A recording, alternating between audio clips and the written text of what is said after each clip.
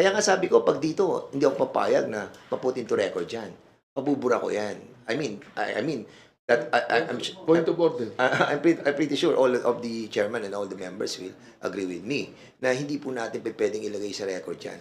Lalabas diyan 'yan lahat ng mura, lahat ng mga masasakit na salita na Sir, babasahin ko lang po yung patanong ng office, although this was already mentioned kanina by Kong Abante.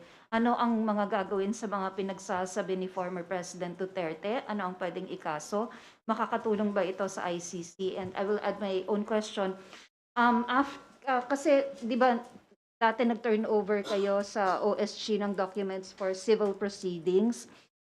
May gagawin din po ba kayong ganong action in relation naman po sa criminal cases na connected po doon sa testimony ni President Duterte sa Senate?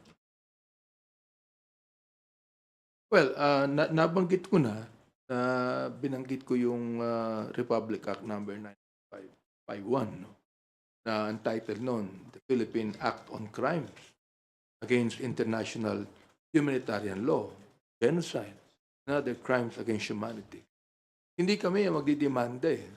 I mean, sa amin po, sa Quadcom sinabi namin po ulit-ulit we just want justice to be done. Bilang chairman ng Committee on Human Rights, we just want justice to be done. Now, naniniwala naman kami sa war on drugs Pinapaniwalaan namin yan Ayaw namin ng drugs sa Pilipinas Ayaw natin manatili ang mga drug laws sa Pilipinas. Pero, was it necessary to kill more than 20,000 people para lang ma-stop yung drugs sa ating bansa? No.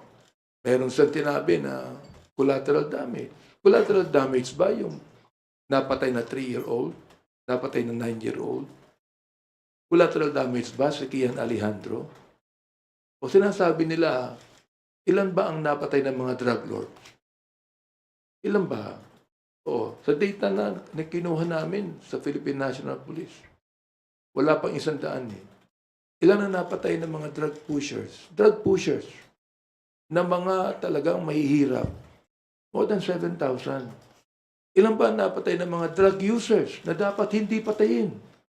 Dapat rehabilitate. 440 people. Ngayon, yung ba collateral damage ba yun? Yung ba yung sinasabi ni Senator Bato na shit happens? Yung ba shit happens lang ba yun? May pambihira naman buhay ito. Ano ba ibig sabihin ng shit? Baka hindi niya alam ibig sabihin ng shit sa American expression. Mura yun Di ba? Shit happens? Ganun lang ba yun? See that? So, ibig sabihin, kung walang accountable dito, ano mangyayari? Diba? Sa amin, nais lang namin ang katotohanan mailabas dito. Oo, para makapagpagawa kami ng mga batas na hindi na maaaring mangyari pa ang extrajudicial killings. Nag-file na nga kami ng unang-unang bill tungkol dyan na making extrajudicial killings a heinous crime. Yun na yung aming pinail Oo. Kaya bahala na po yung mga agencies po natin na mag-imbestiga. Dahil kami po, in aid of legislation yan. Sinabi ko na rin po, in aid of prosecution. Bakit po? We're not the one prosecuting. But we are telling the prosecutors, we are telling DOJ, yan na. Naimbestiga na kami. Alam nyo na kung sino may kasalanan. Kayo na ang bahala mag-prosecute. Sapagkat kami, ito lang ang maaari namin gawin. Alam mo, maganda din doon sa briefly lang Ang maganda sa nagiging investigation natin, na-expedite po natin yung pagpapile ng mga cases ng ating pong executive department. Like for example, tung sa preservation assets na we recommended na ma-preserve yung mga corporations like yung Empire 999, yung mga ganon, siyam yan. Na ngayon po, nag-issue na si Secretary Lucas Bersamin. And we are so happy that all the evidences that we have gathered have been submitted to them for their perusal. At nagkaroon po tayo ng positive reaction. Maraming salamat po. Sir, dun sa issue ng criminal cases, gagawin Hello po, Kongs. May we get your reaction po dun sa confirmation or admission po ni Pangulong Digong na meron po mga death squad, tapos pinagtuturupan niyo po yung pa niya po yung mga retired generals na kasama yung mga yan. Just your reaction po. Well, katulad ng sinabi kanina ni Chairman Abante, merong tayong batas, Republic Act 9851. Doon sa 9851 kasi, kinaklaro doon yung defining and yung mga penalizing. Yung mga acts against international humanitarian law, genocide, saka yung crimes against humanity. At doon, meron din yung jurisdiction, tapos yung mga local courts natin ang magte-take over, will take cognizance on that, At doon sa mga sinabi ng dating nating Pangulo, admitting, yung kitang-kita naman, klaro naman, di ba? I think, alam mo, hindi ko alam kung, well, alam natin, si Presidente mahilig siya mag-joke. Sometimes hindi na natin alam kung ano yung katotohanan, kung ano yung mga jokes, ano yung tipong pinasasakay lang tayo. But being a former president and a president, I think it is incumbent upon the highest elected official to set the tone of being the top leader of the country. And sa puntong yun medyo nag-fail tayo. Ngayon yung mga tinura niya doon, this time there must be responsible and he must be responsible for it. And accordingly, pag binasa mo yung Section 8 ng Republic Act 9851, lumalabas din yung command responsibility ng mga superior, and him being the superior of the land during his incumbency, he will take responsibility on Section 8 of Republic Act 9851. So even yung binabanggit ni Chairman Abante about sa 9851, nung binasa ko rin kanina, nakalagay doon sa Section 15 that international laws and other laws will be the source of the courts under the jurisdiction of this country.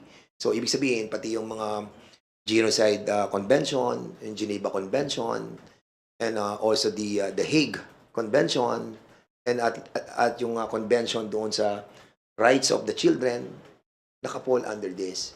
Kaya I think we need to use this Republic Act 9851 by the Department of Justice. Naman, kung sagutin ko yan, ako'y nagpapasalamat sa ating former president na at least naging honest siya. Inamin niya kasi tinanong namin si Colonel Patay, wala raw DDS eh. O ngayon, yung dating Pangulo na nagsabi, meron. Nung mayor pa siya, meron. Eh, nung Pangulo na siya, hindi pwedeng sabihin wala na yun. Di ba? And that is binding on him. Yung kanyang admission in the Senate hearing. Oh. Sa akin po, yung sinabi ko nga sa aking statement kanina, ito shocking normalization of brutality. Sana po nakita po ng ating mga kababayan ito. Ito ba ang nais natin na maging katulad po tayo ng Mexico? Maging katulad po tayo ng Colombia na sinusuportahan ng taong bayan yung mga drug lord sapagkat nagbibigay ng mga pera sa mga tao. Ganun po ba nais nating makita? Sana wag na po. Tigilan na po natin itong extra judicial killings na ito. Tigilan na po natin yung salitang pagpatay. Ibig sabihin, kahit na Senator Bato, sinabi niya, nagbibiro lamang ang Pangulo. Aba, masamang biro yun, ha? Yung papatay ka, kung biro lang yun, masama mo biro yun. Eh, kung halimbawa, sabihin ko sa'yo, papatayin kita, tapos mamaya sabihin ko, nagbibiro lang ako, natakot ka na. Diba? Natakot ka na.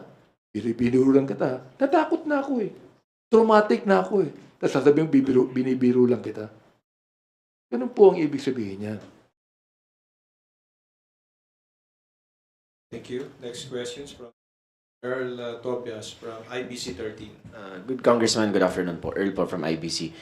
Kung Benny, nasabi nyo kanina, balikan ko lang, sa halip na parang maging in sake of the truth, parang naging pagbabago ng katotohanan yung mga testimonya ng dating Pangulo, sir. Yun na din po ba yung treatment nyo doon sa nangyari, sir, na a-admit niya na meron niyang death squad tapos mamaya i-retract niya ulit pag nilinaw ng mga senador? Also, sir, dito sa pagdinig kasi sa Quadcom, sinesentro nyo, nakita ng publiko na sinesentro sa yung mga EGK victims as biktima, pero sa Pangulo sila ay collateral damages, sir. Sa akin, palagay ko hindi niya na masasabi yung nasa under oath siya, no? Nabiro ito eh. Inamin niya na meron DDS. Sinabi na collateral damage ito. So, let us talk on the extent of the collateral damage. Ilan po ba ang napatay? Ito ilan po ba ang napatay ng mga bata? Napatay na walang kasalanan. Napatay na hindi drug pushers. Ilan po ba yan? Napatay na mga drug users lamang. Ilan po ba yan? Sabihin natin, nanlaban po yung mga yan. Nanlaban ang sabi nila. Well, nasaan po yung weapon ng mga nanlaban? We'd like, meron kang, yung arsenal ba ng Philippine yung crime lab ng Philippine National Police. Kung 6,000 ang nanlaban, dapat sa crime lab, meron 6,000 ang mga weapons. Paano nanlaban? Pinatay nanlaban. Ano, nakipagsuntukan lang ba yung mga yan? Merong mga weapon yan. Nasaan po yung mga weapons? Yun po ang ipakita nila. Thank you po. Follow up na lang sa akin. Kung Dan, so kung may maayos naman pala na pag-uusap between some Quadcom chairs and Grijaldo, tapos doon niya sinabi yung katotohanan, and then under oath sa Senate, bigla siyang bumaliktad, blatantly lying, what do we make of this, sir? Paano natin ititreat yung nangyari na yun?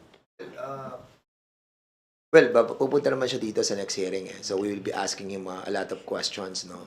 And most likely we will be dealing also with the yung kay General Barayuga, no? Kasi hindi pa kami nakaka-focus doon. That's the reason why he was being invited. Kasi once na may nagtatanong ng mga members, ang pinag-uusapan yung kay General Barayuga, he'll be present kasi siya ang Chief of Police. But yun na nga, na-involve yun. So, ito na yung pumasok. So, treat natin yun as siguro. Ako naman kasi sa akin, actually, baliwala sa akin. Wala naman sa atin yung pinagtatawanan na nga lang namin na ano ba naman to. Wala na silang maibato sa Quadcom na para bang they're trying to make a story. Now, ngayon, kung i-consider nila as truthful talaga yon at maninindigan siya sa susunod na hearing na talagang totoo yung mga sinabi niya, then we will take the consequences of that. Kasi we will not take that sitting down. And we'll be giving him another chance na sa susunod na hearing, he tell us his story. Ako, I'm pretty sure there's a story behind it. And di bali sana kung hindi namin siya nakausap nung bago mag-testify si Colonel Garma. He was there. He was there and he was not even been invited. Nagulat na lamang ako nandun siya. At hindi ko siya kilala. Sabi ko, sino yan? Ano yan? Tao yan ni General Bat. Ganun ba? Sige. So, we will try to see it. Gusto ko lang idagdag. May nababanggit na baka inappropriate yung aming pagtawag sa kanya. Sabi ko, appropriate to Number 1, human rights. Binibigyan mo ng karapatan yung tao. Hindi naman siya namin pinilit ipatawag Pinatawag namin siya sapagkat nais niya na ipatawag siya. Sapagkat si Colonel Garma, sinabi niya, classmate ko to. Kaibigan ko, classmate ko. Ito lang ang kaibigan ko, classmate. So, we decided to talk to him para malaman sa kanya. Ito hindi ko alam kung taktika yung ginawa niya No? Pero ito yun siya ang Chief of Police sa Mandaluyong. Napatay si General Barayuga. Nasaan ang report? Wala. Walang report. Walang police report. Siya ang Chief of Police ng Mandaluyong. Walang police report. Anong ibig sabihin ito? Ang sabi ni Colonel Garma, marami siyang alam. Anong ginawa niya? Yung mismong kaibigan niya at classmate niya, nilaglag niya. Yun ang problema doon. Hindi ba? Yeah, actually, sinabi nga niya doon sa hindi naman daw niya kaibigan. Parang pagkakasabi niya, classmate lang ako. Parang natatandaan ko yung sabi niya, classmate lang ako wala ko alam dyan. Mga ganon. So, ako nung marinig ko yun, sabi ko, sa sarili ko, wala to. So, the betting stopped. Sabi ko ganon. So, ako, I went out. Tapos si Benny sumunod na rin. So, yun yung story doon. So, I hope lumiwanag yung kanyang kaisipan. Kasi nga, wala naman siya sa story eh. Doon sa buong concept na inimbestigahan namin eh. Doon lang siya sa isang peripheral issue. Yung kay Barayuga. Di ba? Doon lang siya nakasama. Nagugulat kami at nakikisaw siya sa isang bagay na hindi naman siya involved. Kongs, last from me. Kong Benny, dun sa pagdinig, nami-mention ng dating Pangulo yung termination, yung tutudasin kita, na-mention niya as viable option yung pagpatay straightforward as form of, eradicating drugs or other criminal act. Pero bilang chairman po ng Committee on Human Rights, ano pong weight na ninormalize supposedly ng Pangulo yung ganong approach? Unang-una, again, salamat at binanggit niya yan. No? Salamat, gano'n ang attitude niya. Terrible, kung gano'n po ang utak ng isang leader ng bansa, may kawawa ang buong bansa. Di ba? I mean, look binanggit din ni Tony Del Giorno. Nabanggit po namin yan sa Quadcom yung neutralize. Di ba? Yung neutralize, negation, na ang sinasabi, kill. Kahit po si Canes Pinedo, sinabi niya, kill din yun Kahit na po ang PIDEA, sinabi nila, kill din ang ibig sabihin nun Tinignan ko yung Webster's Dictionary, ano nakalagay? Kill din ang nakalagay doon. Oo. Tapos, binanggit ni Senator Bato, hindi naman po sa aming rule, kill yan. Arrest. Ba't hindi arrest ang tawag? Bakit neutralize? Sana arrest ang tawag sapagkat dapat lang arrestuhin. Due process Di ba? Kahit suspect yan, nakalagay sa ating konstitusyon. A suspect is not guilty, di ba? Is innocent unless proven guilty. Alam po ng taong bayan yan So arrestuhin natin. Ikorte natin ito. Ikulong natin kung kinakailangan. Pero sasabihin niyo sa akin, arrest? Pinapatay na agad Yun po ang question dyan, mga kaibigan. Dagdag lang kasi when he was the president of this country, akala natin yung mga sinasabi niya papatayin, ikaw mayor ganyan, Biel Mabilo, magtago ka na sa pinanggalingan mo. Akala natin lahat yon mga jokes.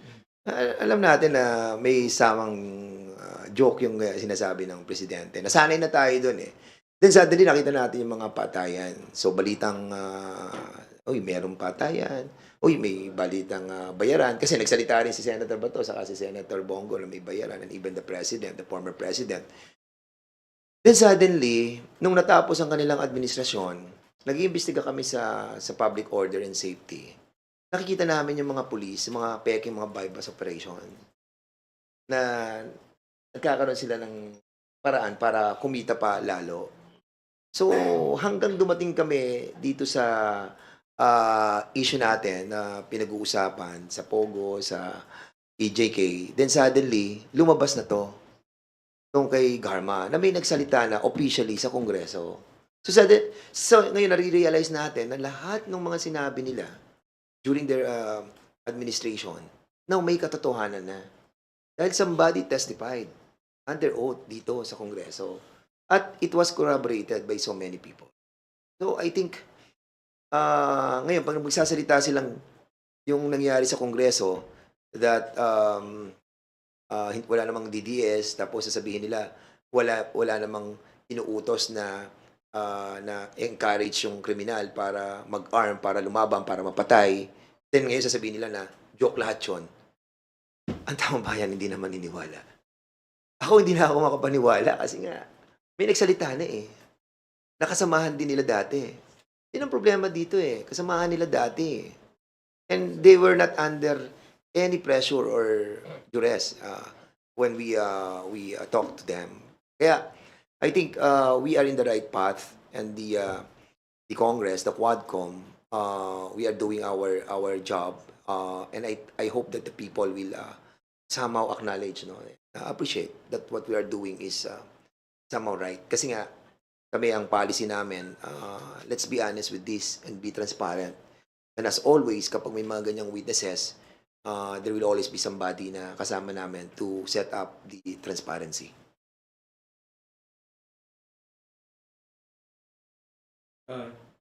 Billy Vegas from Abante. Your question. Pihitin ko lang po ng konti. Kumusta na po ba si Michael Yang? Kasi parang hindi na siya nababanggit ulit. Ngayong hearing namin ng November 6 it's about dangerous drugs. So doon na makikita natin yung kabuuan ng mga matrix that will be presented by the chair because siya yung sa dangerous drugs eh. So by Wednesday expect na ang pag-uusapan po natin yan sila Jimmy Guban, yung mga sa drugs and everything. So ayun, magkita-kita po tayo doon. Ako rin, gusto kong kumustahin si Michael Yang eh. Oo.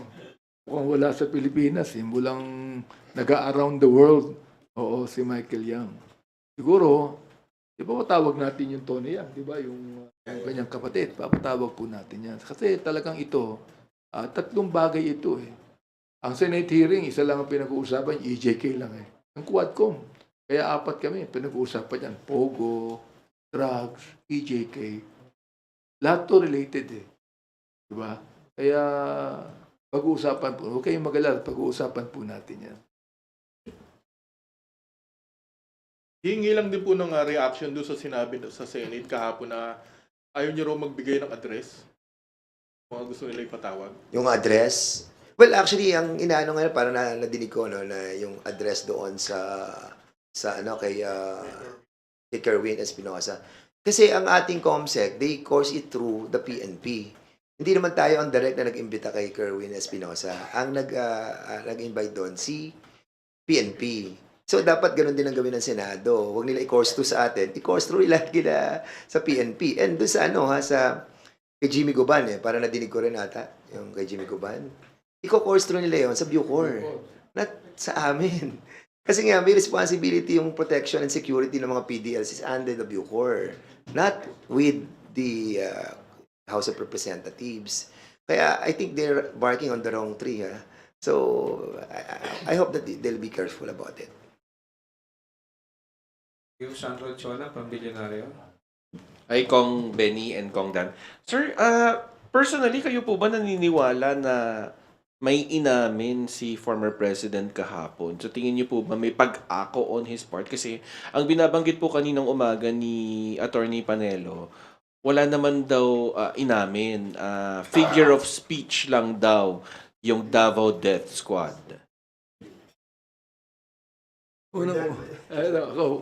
Unang-una kasi, hindi naman resource speaker si Tony Panelo eh. Abogado siya eh, ni dating Pangulo. So, hindi naman siya resource speaker. Pangalawa, nakita naman natin inamin ni former president yung talagang responsibility niya. Inamin niya, inako niya eh. Yung mga pagpatay na yan, yung DDS niya, inako niya yan eh. Ngayon, kung sasabihin ng ibang mga abogado niya na nagbibiro lang siya, hindi ko na alam kung anong... sa totoo lang, sabihin ko sa inyo, pag ako sinabi sa akin na papatayin ako, matatakot ako eh. Di ba? Oo. Tapos sabihin sa akin, hindi, nagbibiro lang ako. Mahirap yan tayo. Ako tingin ko kasi that era was already passé eh. That's already done. I mean, let's face it, we evolve, to find out that those kind of treatment to the Filipino people about joking on serious matter will not be considered rightly by the Filipino people now. Kasi nga, I think the Filipino people are now waking up na nakikita po nila na may mali. Precisely because somebody na within their group have spoken about these things. So, tapusin na po natin yung mga joke-joke kapag once na nagsabi ka na doon. That's it eh. Di ba? Sometimes, like for example, yun sa edad din po ni former President Duterte, and the way yung style niya ng panunungkulan for so many decades, we have seen yung strong personality niya. And he cannot change that anymore. Being an old person. And I think nagmamanifest yun doon sa kanyang speaking from the heart. No? At pag nasasabi niya, nakikita ng mga lawyers niya na mali. So, sinasabi na lang nila na joke. Pero ako, I understand yung situation ni Presidente. Being a mayor for so many years, tapos naging presidente, naging strong, then suddenly, babaguhin niya yung style niya. That's hard. That's hard. And that's the reason why meron siyang mga generals na nakaikot sa kanya to remind the people na hindi yun ang ibig sabihin ng presidente. Pero tapos na po yung era na yun. Dapat ayusin na po natin. So sir, tingin nyo wala nang kawala. Talagang dire-diretso na dun sa crime against humanity and possible makarating nga ng ICC, gamitin sa ICC yung kanyang pronouncement at pag-amin. Kasi alam nyo, I'm pretty sure, dapat ako, hindi ako pabor dyan sa ICC na ever since nagsalita na ako sa niyan dati pa. But of course, the international community is really watching. The Republic Act 9851, nakita ko rin yan, nabasa ko na meron pala tayong batas na gano'n. Yung jurisdiction over this matter will be under the Philippine courts. And establishing special courts can be done by the DOJ according sa Republic Act 9851, and all the international laws must be considered as well. Now, kung magpa-fail po ang DOJ on doing their job on this matter, then the more na ICC will take cognizance. So I think it's really up to the DOJ to do their work. Sa akin, parang mas maganda na domestically na lang siya ma-prosecute, no? Para pag halimbawa, ang DOJ nagsabi na mayroong prima facie evidence na dapat siya ay ma-prosecute at ni-charge ng court dito, hindi na siya papatawag ng ICC. Dapat mayroon na ritong tinatawag na proper judgment ang ginagawa ng ating bansa. Diba? Yun ang sa amin. Ako, naintindihan ko naman ang kalagayan ng ating Pangulo tulad ni Congressman Fernandez. Yan po namin yan kasi wala nang naging mayor siya. Magulo sa Davao Nung naging mayor siya, talagang sa Davao magulo. Ang daming NPA, ang daming drug pushers. Ginawa niya, nilinis niya. Yun din ang kanyang ginawang template sa buong bansa. Naunawaan ko po ang ating Pangulo tungkol dyan. Subalit, hindi niya pwedeng i-skirt ang responsibility ng isang leader ng bansa. Siguro kung siya ay a private person lang, magsalita siya ng ganyan, magbiro siya, okay pa Pero pang isang pangulo ng bansa, nagbiro ng ganyan, ginagawa lang sa babae, nakakatakot yan, gagayahin ng bawat Pilipino yan, maghahamon, sasabihin na papatayin kita, biro lang yun. Baka gayahin na ng Pilipino yan, anytime. Yeah, actually, nangyari yan noong panahon nun. Naging strong yung mga mayor, mga nagmumura na rin. Maraming ganun. Maraming nag-emulate ng ginagawa niya. And I hope na mag-stop natin na po talaga yan. You know why? Sana Because- hindi ka magmura pag governor ka na. Alam mo kung bakit ko nasasabi na dapat this have to stop. Yun ang sinasabi natin, the law must be applied to all or none at all, di ba? Ngayon, ang problema, kung halimbawa nagmumura si former president sa Senado, tapos inayaan natin magmura dito, what prevent others to make that kind of statement as well? Papatay. Halimbawa, si Laila de Lima, o sabihin niya, patay, contempt mo siya, or pag hindi winidraw. Kasi pinabayaan natin. So, huwag natin hayaan na dungisan yung institusyon. Hayaan na natin dungisan tayong mga parliamentarians. But yung mismong institusyon na mapapunta yung record ng mga sinasabi ng bawat isa dyan, na babasahin ng mga susunod na henerasyon, nakakaya tayo. Nakakaya. Di ba babasahin nila, wala man lang nag-stand para i-delete o tanggalin yon sa record ng Senado? And even in us? Kaya nga sabi ko, pag dito, hindi ako papayag na ma-put into record yan. Mabubura ko yan. I mean, that I'm Point of order. I'm pretty sure all of the chairman and all the members will agree with me na hindi po natin pwedeng ilagay sa record yan. Lalabas dyan yan lahat ng mura. lahat ng mga masasakit na salita na hinayaan natin at tayo ang sisisihin ng mga susunod na henerasyon for that. I like our people